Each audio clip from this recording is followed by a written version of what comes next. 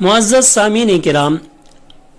आज हम शब बारात के मुताल्लिक़ जानेंगे कि इसकी हकीकत और इसकी फजीलत क्या है,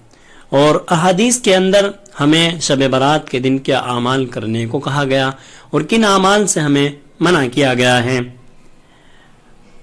तो आपसे गुजारिश है कि वीडियो को आखिर तक ज़रूर देखें और शब बारात की फजीलत को जानें।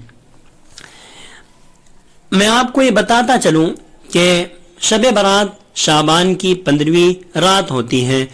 और शब बारात इसको इसलिए कहा जाता है कि इस रात में अल्लाह ताला अपने गुनहगार बंदों को गुनाहों से बरी फरमा देता है।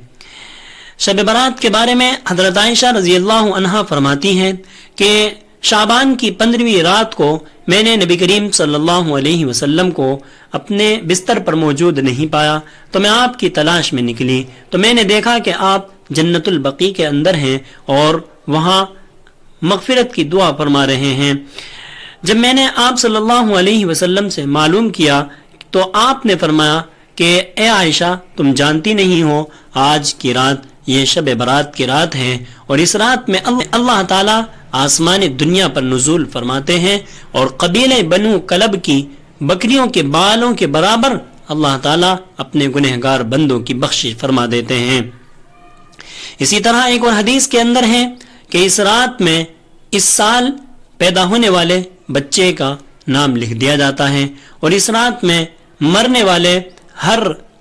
और इस रात के अंदर इस साल के अंदर जिन लोगों की वफात होगी, जिनकी मौत आनी है, उनका भी नाम लिख दिया जाता है, और इस रात में तुम्हारे आमाल उठाए जाते हैं और तुम्हारा रिस्क उतारा जाता है।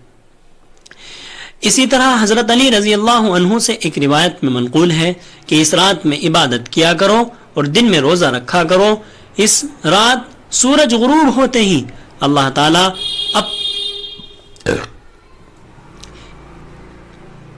इस रात में सूरज गुरूब होते ही अल्लाह ताला अपने बंदों की तरफ मुतवज्जे होते हैं और ये ऐलान करा दिया जाता है कि है कोई जो अपने गुनाहों की बख्शिश तलब करे और मैं उसके गुनाहों को बख्श दूं, है कोई जो मुझसे रिस्क के अंदर वसाअत चाहे और मैं उसके रिस्क की फराखी कर दूं, उसके रिस्क को बढ़ा दिया जाए, और कौन है जो मुसीबत के अंदर मुब्तला हो, जो मुझसे अपनी मुसीबत को हटाने की दरख्वास्त करे और मैं उसको मुसीबत से छुटकारा अता कर दूं, उसको नजात अता कर दूं।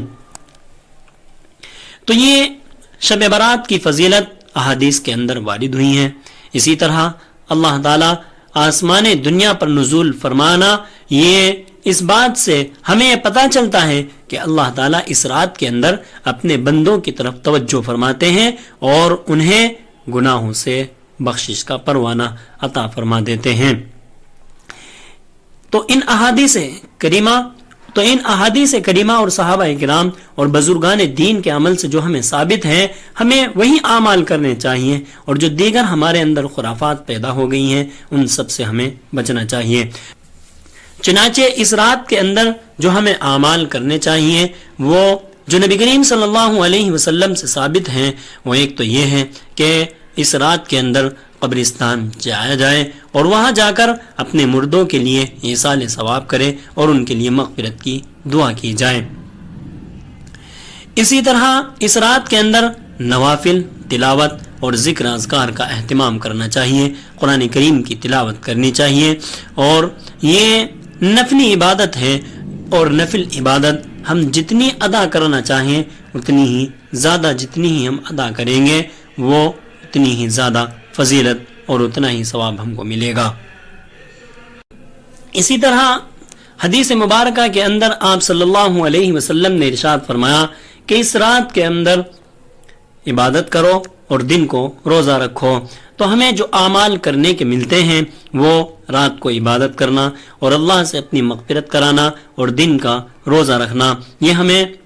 आप सल्लल्लाहु अलैहि वसल्लम के अमल से हमारे लिए साबित होता है। तो हमें इन्हीं आमाल को करना चाहिए, और जो दीगर हमारे अंदर खुराफात बढ़ती जा रही हैं और रोज़ बरोज़ बढ़ने पे ही हैं, चुनाचे आतिशबाजी जो हमारे अंदर बहुत ज़्यादा राइज हो गई इस मौके पर, और इसी तरह हलवे और दीगर खुराफात और दीगर चीज़ें बनाना, ये सिर्फ اور کچھ نہیں، یہ شیطانی عمل ہے، اور شیطان ہمیں ان چیزوں کے اندر مبتلا کر کے ہمیں اللہ کی مغفرت سے اور اللہ کی رحمت سے دور کرنا چاہتا ہے۔ اس لیے ہمیں ان خرافات سے بچنا چاہیے، اور ہمیں اس پوری رات کے اندر اللہ ہی کی طرف متوجہ ہو جانا چاہیے اور اس سے اپنے گناہوں کی بخشش کروانی چاہیے۔